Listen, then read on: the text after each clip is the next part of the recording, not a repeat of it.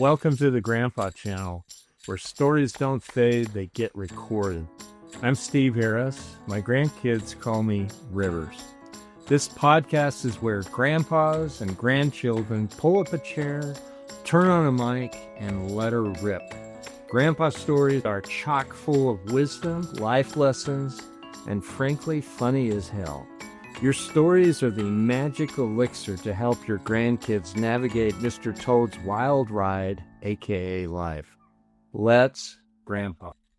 Listen up, grandpas. Have you actually pulled the trigger on recording your life story? I'm talking video, baby. They want to remember your corny jokes, your crooked smile, your rugged good looks, and the jaunty bounce of your voice. What if I told you there was a really easy way to do this? Recently, I sat down and I told my life story on video. Not the whole thing, but the good stuff, the messy stuff, the funny stuff, the parts I didn't want to forget and the parts that I did not want my kids and my grandkids to forget. Planted Media made it so easy. They came to me, set up everything, and then they did some editing voodoo magic that made me look like $1 million. Go to plantedmediaco.com and tell them Rivers sent you, and you'll get a nice little Grandpa Channel discount. All right, back to the show. Welcome to the Grandpa Channel. I'm Rivers. My first name is Steve, but that's boring. My grandkids and all my kids now call me Rivers. And we have a wonderful guest today, all the way from Israel.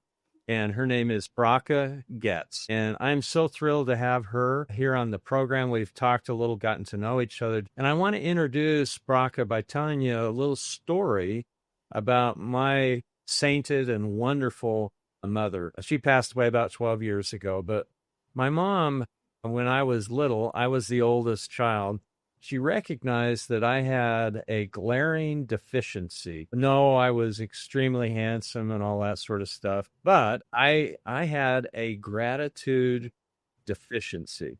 And so my cute mom decided, and she did it so sweetly and so nicely and so patiently, she decided that she was going to teach me and help me obtain an attitude of gratitude. Now, that's not a term she coined, but she kept drilling it into me that I needed to be a grateful person. I don't want to get too proud about it, but I consider myself a really grateful person.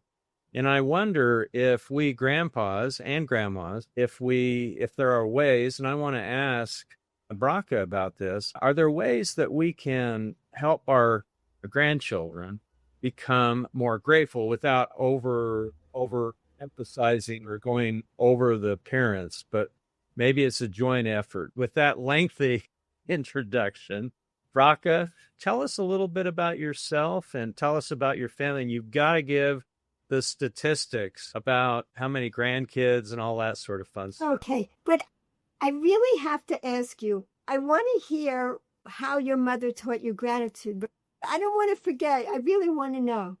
How did your mother teach you gratitude? Well, she actually taught me that phrase, the attitude of gratitude. And then she would say, I want you to always look for things to be grateful about. And then she would ask me, Steve, what are you grateful for? And then I'd say my mom and my parents. And then she was so gentle, but she was constant, Bracha. She never let loose of this idea of the attitude of gratitude. Yeah. And so I had some experiences in life. We all have experiences in life where we can choose to be grateful or we can choose to be bitter. And I just know that my cute mom, she was the one who laid the foundation for me. It was easier for me to choose to be grateful. Yes. So I would just say that those are some things. And she would always tell me, for instance, what she was grateful for. Beautiful. And she would say, I'm grateful for you. And it's never tire of hearing that. Yes. But she was just a great lady. I love hearing this. This is it's the epitome of how to be. Mm-hmm. And that's why you're doing a show like this, because you were given so much love that you have so much love to share in the world. I'm so happy you have this podcast. This is so needed for grandparents to learn from you and any guest that you choose to have on the show. This is just a really valuable thing. So, okay, about myself. Yes, as you said, thank God we have 6 grown children and they all have families, thank God. And so we have right now 39 grandchildren. Thank God. That's high output. That's high output, bro. Yeah. Yeah. And it's also for the same reason. They wanted to have a joyful home too, filled with children, and because they saw the value of it. They saw the value. We loved helping to raise our 6 children. It was hard. It was very hard at times, but there was also just so much joy, and they want to create homes like that too. How do you consider yourself a grateful person? Yeah, incredibly now. But I went through years when that wasn't the case. As a child, I just kind of accepted everything and I took things for granted. And when adolescence came, that's when I began to get disenchanted with life and things felt purposeless to me. I felt an emptiness that started around age 12. And it got increasingly through the years, it became even more of a desperate search to understand what life was all about. Like I couldn't understand, why do we get up in the morning to go to work, to make money, to buy food, to go to work, to make money? Like, what's it all for? What's the purpose of all this? I didn't understand about gratitude. And when I finally learned about it, because I started studying about really the treasures in my own heritage and what it comes down to, what the core of the teachings are is gratitude. That's the basis for the entire thing. So when I began to learn that, my entire life changed. The world was filled with colors when I was a child, and they gradually drained away. The world became very gray to me. Morals didn't mean much to me as a teenager, and it didn't matter what I did. And when I began to learn about gratitude as a young adult, the colors started coming back to life, Things became beautiful again. I could appreciate, and I wasn't taking everything for granted anymore. And that's changed my life ever since. So I actually devoted my life to raising my family and then to writing books for children to teach very young children gratitude as early in life as possible. So that's really what all my books do. There are now 45 books, but there's still more coming out soon. I'm always working on this, different ways to teach gratitude. Yeah. When you think about, I think grandpa's speaking as a grandpa, and I have much improvement I could do as a grandpa. But what would you say to grandpas about how maybe they can help their children become more grateful? But I also wonder if before you teach, you've got to be. Do you know what I mean? I think you have to be grateful, because it'll come across empty if you're just preaching the gospel of gratitude. Tell me what your thoughts are about that. Your mother was successful in instilling gratitude in you because she was a grateful person. Yeah. And there's nothing to lose by becoming a more grateful person. If you notice that your grandchildren are not grateful or your children are not grateful, you get to help them become more grateful. You have this opportunity. And through doing that, you will become a more grateful person. So there's nothing to lose and all to gain, because any moment that you spend being grateful is a moment you're not being miserable. You can't be both at the same time. So like practical things, like what your mother did, she would talk about things she was grateful for and then ask you, what are you grateful for? Just that question alone gets me to, it trains the brain to scan for positive patterns. That's what you're doing. You're training the brain to scan for positive patterns in yourself and in all those you come in contact with by being a grateful person. So you could do it in so many different ways. One thing we do, like we have the Sabbath, on Friday night meals together, we had a routine always, and we still do it now. We go around the table and my husband would ask, what was a highlight of your week? What's something you're grateful for that happened this week? And the children, they know it's coming. So during the week, they're remembering things. They're not just, exactly. They're reviewing in their minds and they're savoring and they're holding on to things that they want to share at our Friday night dinner. So that's what would happen. They would share these things, and it would be at a very basic level when the youngest children can participate from when they begin to talk, like a 1.5 or a 2-year-old can say something they're grateful for. And it goes, of course, the answers get deeper as they get older, but everybody could say. At least in theory, they get deeper, right? Yeah, exactly. Exactly. And one of the things my daughter does now with her children, it's called special time when she puts them to bed. So they actually look forward to going to sleep because they have this special time, which I always did with my children too. We would say a special prayer and we would say something we're thankful for. That's something that we do. We always did. And what my daughter does now is something different. It's called Roses and Thorns, where she asked them to mention something that bothered you during the day as she's putting them to sleep. That's the thorn. And then tell about the rose in your day, something that you really appreciated that happened that day. I think there she's letting the child also express something that they might not have, something painful that happened or bothered them, that they might not have had a chance in their busy day to tell her about, especially because they have a bunch of other children in their families. So it gives them that personal space to let something out and also to show something that they're grateful for. So that's another thing that's very helpful. And this is something that I did with my children.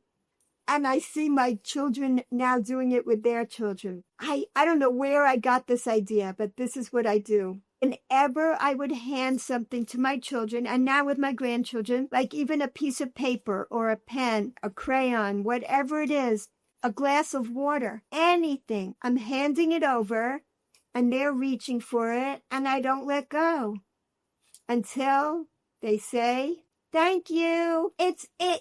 And I say it with a smile. It's not like I'm like hovering over them in a mean way, but I'm sitting there smiling. It's showing that the most basic thing, a piece of paper, a pen, a glass of water, it trains us to be grateful for the most basic things in life and to express gratitude. And they all know it's coming. If they ever forget and they're in a rush and they're just trying to grab the thing, no, I'm not letting go. And then they thank you. It works so well. And as long as you don't do it in a mean kind of way, but in a joyful way, they get the message. Yeah. Wow. Would you consider when you first got married, were you a grateful person at that point, or were you still kind of evolving into a person of gratitude?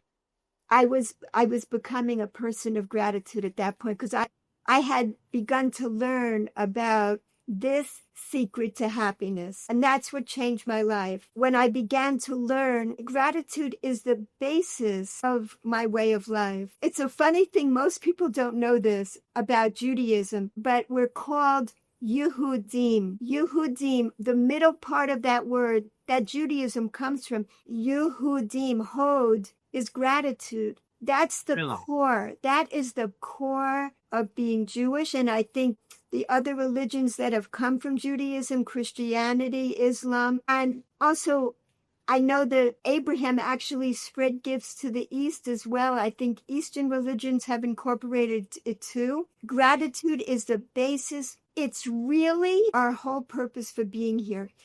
I love to explain this.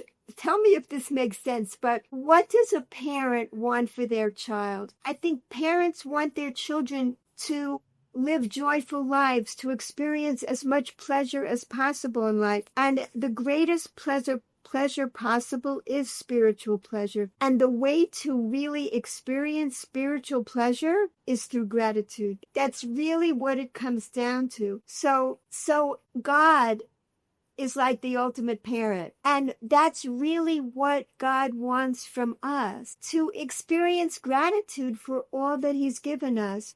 This whole garden that we were put in was just created for our pleasure, to experience pleasure here. And we have just one job to do. And it could be done in many different ways, but it's to experience pleasure, to experience gratitude for all the abundance of gifts in this world. When I was in pain and suffering in my life as a teenager, it's because I felt a scarcity of pleasure in this world. And once I understood that there's really an abundance, then it changed everything.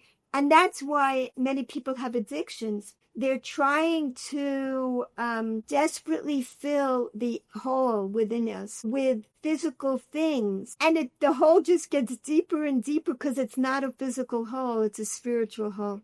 And the only thing that fills it is gratitude. Yeah. I love what you're saying. And if I could, let me share a quick little story that you can see my mom's fingerprint all over the place. So I was born with a cleft lip. Yes. Just right here. And I did not have a cleft palate, for which I'm really, really grateful.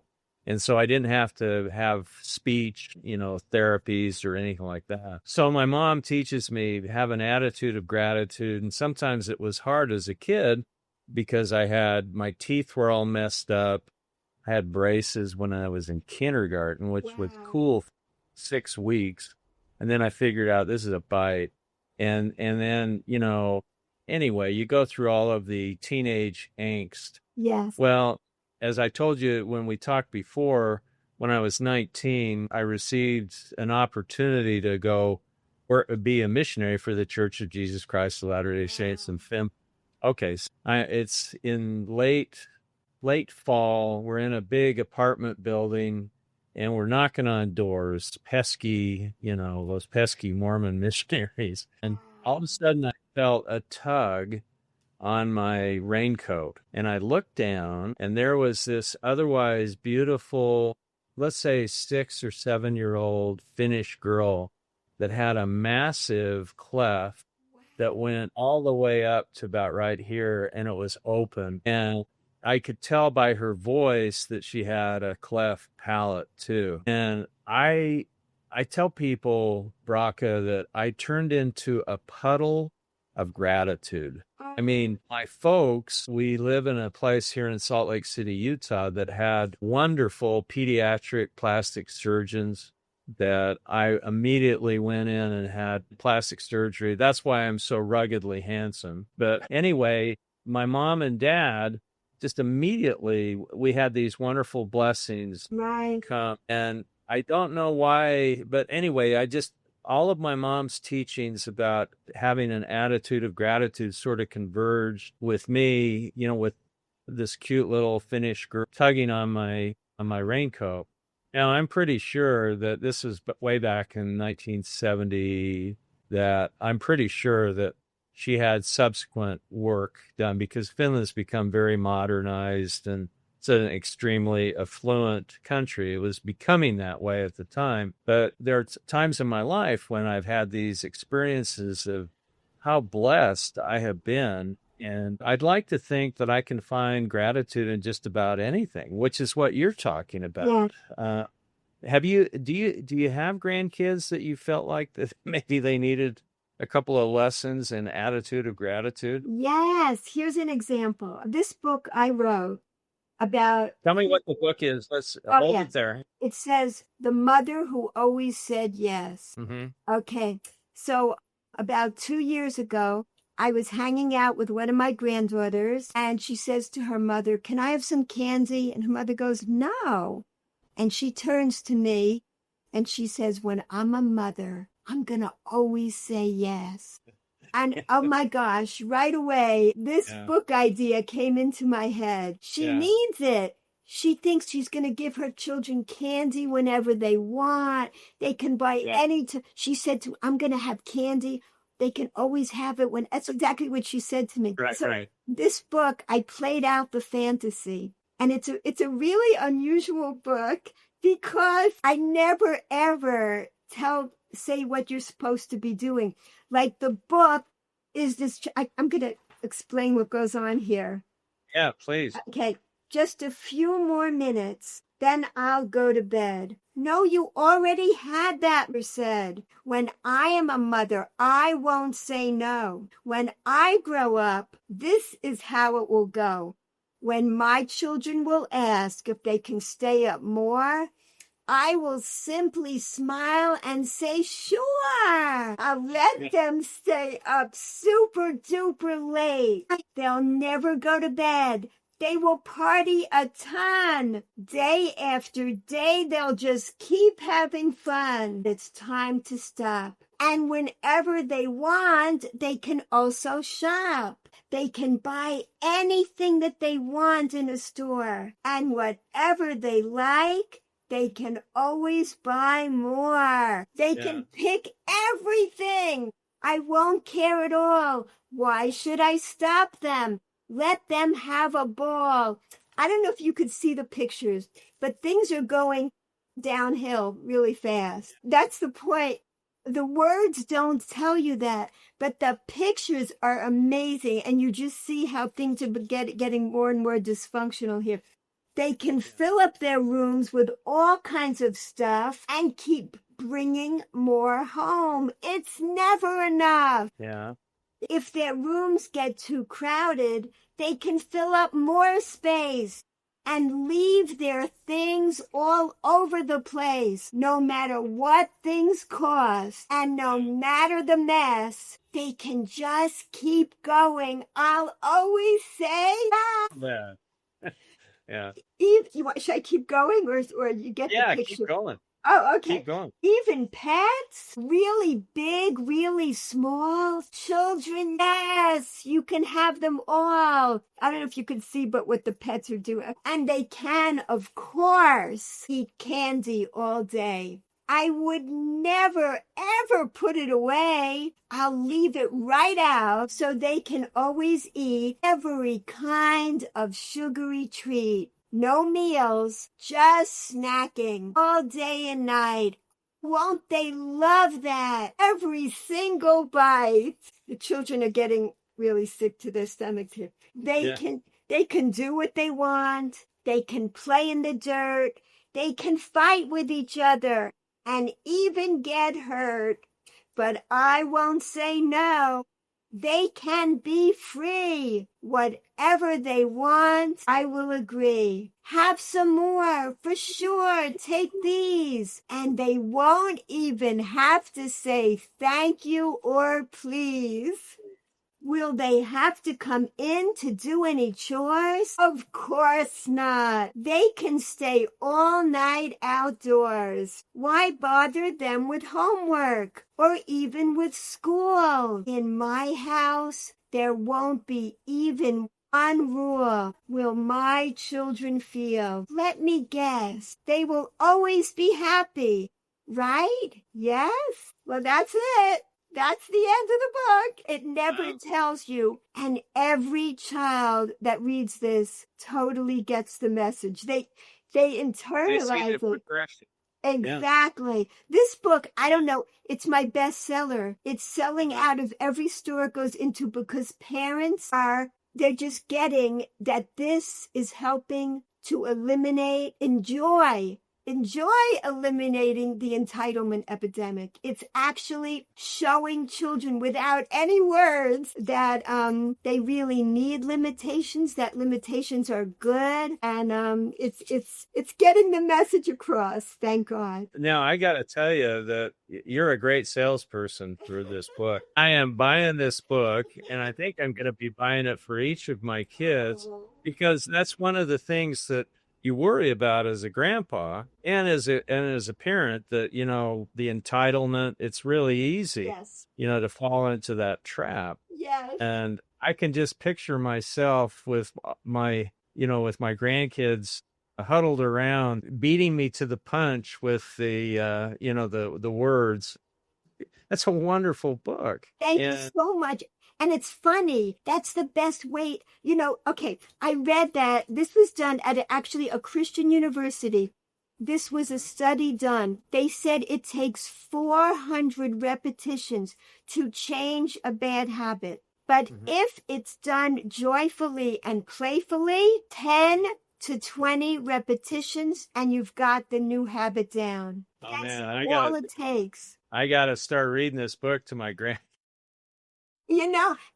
With children, they read and they reread. You just leave the book there and they're reading it themselves and they're reviewing it. So they keep getting the message. That's what's so amazing. Yeah. Thank God. Well, that's fantastic. So is this do you feel like this is your calling, Bracha? Yeah, it definitely is. I'm going to tell you about one other book. I got to tell you this one too. The Happiness Box. This book, I had a Jewish version years ago. And now we just came out with the universal version, because it's for anybody. That's the whole point. This book is about a boy. This is also what you asked me about. This boy is miserable. He always is never happy with anything he gets.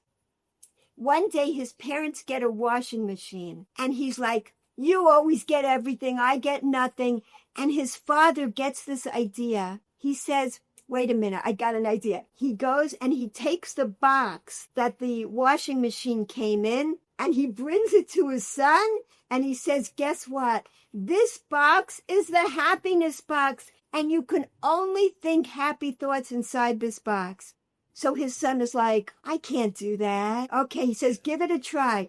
He goes inside. You see, you make a window for the box, you make a door. So he goes inside the box and he just starts thinking about different things that he's thankful for, a few things. And he gets really into it, and he starts remembering different stuff. And then one day he goes away. He's on a bus trip. And he's with other friends, but he's feeling really lonely and he starts feeling miserable. And he's like, "Wait a minute, what am I going to do? How do I get happy? I don't have my box here." And that's the end of the book, because he realizes, I must have laughed right out loud the moment it's clear. The box was right there with me.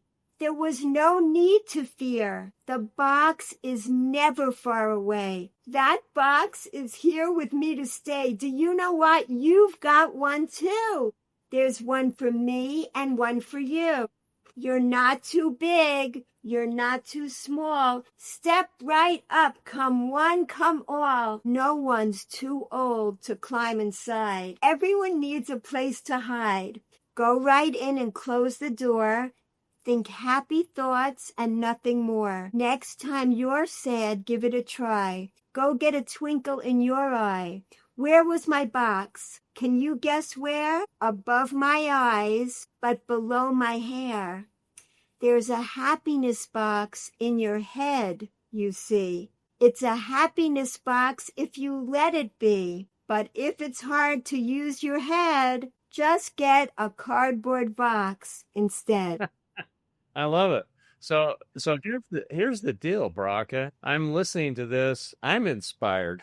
I think it's great. I mean, I think that my thought is a lot of times when grandpas are really cooking with oil, not only are they helping their kids, but they're helping themselves. And Exactly. To me, that's, that to me, I want to be the sort of grandpa that can read books like this, have a bunch of laughs, have the kids, laughing. And I'd love to have it be where they come to our place and they say, "Grandpa, Rivers, you got to read that book to us again." So anyway, we're going to do that for sure. I find this so inspiring. Tell us a little bit about your background, your educational background. I don't want to brag about you, but you threw in a few years at Harvard and Tell us about how Yeah. you got to this point. Yeah, originally I went to Harvard and I was studying psychology and I was pre-med and I wanted to become a psychiatrist. I went on to medical school and then the summer after my first and second year of medical school, I went to Israel for 6 weeks and that's when I discovered my own lost heritage and the treasures, the spiritual treasures that I was really craving in life. So I didn't come back. I didn't continue to become a physician. I ended up meeting my husband several months later, and he was on a similar journey to me. And when I did come back 10 years later, I raised my children. I stayed home with my children. I did write books during that time. And then when I finally, when my children started to all be in school, I decided now I'm either going to go back to school or get an interesting job. I first got a job as the activity director of a senior facility, a big facility. And then I loved doing that. I did that for 4 years. And then I saw an ad for someone to coordinate a Big Brother, Big Sister program. So I became the coordinator of a Big Brother, Big Sister program in Baltimore. And that was awesome. I helped mentor. I found volunteers to mentor, many, many children. I did that for about 20 years. And that was just awesome. So that's what I've been doing. And now I'm retired and full time. I'm writing books and giving presentations, consulting with people that need more joy in their lives. Because like you said, when you help other souls to shine more brightly, your own soul shines more brightly too. So it's just a really joyful way to live. Thank God. Did you come from a large family yourself or not? No, I had one older sister. She's 9 years older than me. And I was kind of a surprise. My parents wanted more children, but I didn't come around for 9 more years. So they were very thrilled to have me, and they gave me so much love. When I took on this way of life, I was so excited to have a big family. I used to fill my bed with tons of dolls. There was barely room for me. And now I felt like I created that, they're alive, they're real. I remember when my oldest son was born and I felt his head and the warmth coming from his head. And I go, oh my gosh, this isn't a doll. This is real. I have a real life son. This is awesome, Yeah. That's so wonderful. You mentioned that you, in your adolescence, share only what you feel that you want to, but you had some struggles. Yeah. The reason why I'm raising it is that one of the struggles you mentioned was something that my then 11-year-old daughter, she struggled with, and she's doing fantastic. Yeah. Did gratitude kind of help get you out of that, that hole? Yes, I struggled with eating disordered behavior, which was, for me, there's many different ways. For me, it was fluctuating between these uncontrollable binges and then very restrictive dieting. So from looking at me, a person had no idea how I was suffering. And I looked like successful on the outside. I'm at Harvard. I'm at medical school. Those were the years I was suffering the most. Really? I was in so much pain and nobody knew it. Oh, I felt, and later on when I put my memoir together, which is called Nourish the Soul, Filling the Emptiness Within, it's really a documentary. It's the diaries that I kept starting from age 12, but it's age 12 to 32. It's the process of developing these eating disordered behaviors and then the healing process. And it's told through my actual diary entries, and then it became a journal and letters that I wrote home, and I filled in the missing pieces so that people actually go on, experience these binges with me, which was so horrible. It was desperately trying to fill myself, and I couldn't. And then to cover that, to repair from that, I would have such restrictive dieting, which was also so abnormal. So I wasn't eating in relation to being physically hungry at all. I didn't fill my soul with nourishment. And once I found the nourishment, there was no longer the need for the addictions. They could just sort of gradually drop away. And suddenly I was aware that, wait a minute, I'm not having these binges anymore. What's changed? So that's when I put the book together. Through putting the book together, at the end of compiling it, is when I came to the understanding at about 32 years old of recognizing that that's why did the addictions fade away as my soul was finally nourished. That's what I learned, and that's why I love sharing it with other people now, because addictions are widespread and people don't recognize that it's a deep spiritual craving that really at the basis of addictions. And I feel that those that have addictions have more exposed souls than others. Like my sister used to say, what's the purpose of life? Who cares? Why do you care so much? But my soul needed to know this. It was craving it. And I think people that are addicts, or even people with depression and anxiety, they are more a scarcity of, and they don't know how to bring real lasting pleasure into their lives. What fills you up, what brings connection, what brings lasting pleasure is gratitude. I actually, I teach, I don't know if you have time today, but I teach about the 5 levels of pleasure. What fills us up? And every rung on this pleasure ladder, this is a chart that anybody could just get on my website, that it explains there's 5 levels of pleasure which correspond to the 5 levels of the human soul. And it corresponds to our 5 fingers. We have within our hands the ability to bring pleasure into our lives at any moment, but we don't know how. We just need the tools, and the only price you need to pay to climb the pleasure ladder is gratitude. And every level, that's how we do it. I think that what we need to do is schedule up another time to talk. Have you be contributing part of the Grandpa channel from Israel. We haven't talked much about your husband. Yeah. Now, I'm going to ask you a question about him. I think we all have our superpowers. And what's your husband's superpower? Say that his superpower is humility. Really? He is such a humble person. He just really wants to be helpful. He really cares about people. Let me tell you about humility. When I was dating people, if I told them I went to Harvard, they'd feel like, what's the word? Like competitive with me, or they'd feel like when I told my husband that when I met him, it was like totally meaningless to him. Like that doesn't impress him at all. That's not what is important about a person, And he, although I just had started to become religious and was just interested in it, and he had been religious for like 3 years before me, again, that didn't matter to him. He saw what I was interested in. He saw where I was going.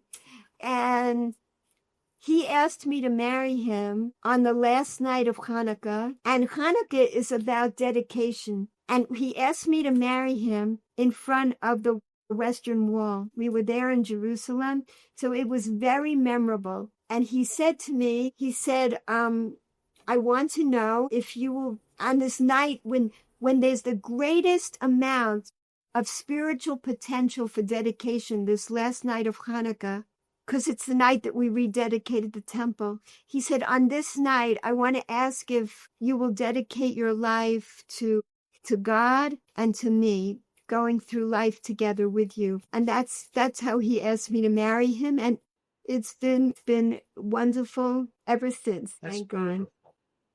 I'll share this with you, and who knows whether it makes the final cut or anything. But one of the reasons why I love this channel and why I think this will eventually, it'll take some time, will eventually become something special is I stole a couple of verses from the book of Malachi and talking about, the spirit of Elijah. And one of the things, and I just think it's so beautiful that, that the spirit of Elijah will turn the hearts of the fathers to the children, and the hearts of the children to the fathers. And I think that it's a good thing to say. You could say the hearts of the grandfathers to the grandchildren, and the hearts of the grandchildren to the grandfathers. And if there's even a molecular amount of good that comes out of this, being able to enable and empower grandfathers specifically, but grandparents, to turn their hearts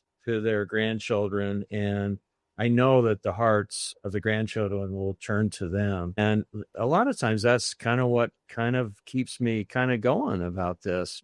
This has been so wonderful, and I'm going to be spending a fair amount of money to buy your book. I just think it's so beautiful, and I love this. I love the sense of humor in it too. I'd love to get feedback from you and your grandchildren. And I think that, we can all connect, and this is universal. This is not, subject to, religious beliefs. It's parents, it's family, exactly. And it's just everybody. And I think what you're doing is amazing. And I really enjoyed speaking with you. And I just want to say that I'd like to we'll tee up another time and talk about a couple of other subjects too. Thank you so much. My pleasure. So happy to connect with you. You can't imagine. Thank you. Well, thank you. And now I'm so overwhelmed from all the things I've learned from Bracha. I got to go take a nap. So thank you, Bracha, and Godspeed. And thank all of you for listening to Bracha. That's it for today's episode of the Grandpa Channel. Leave a review, share it with a friend, or better yet, tell your favorite grandpa.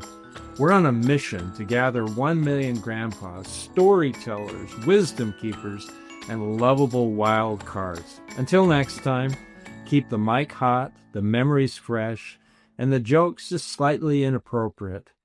I'm out of here.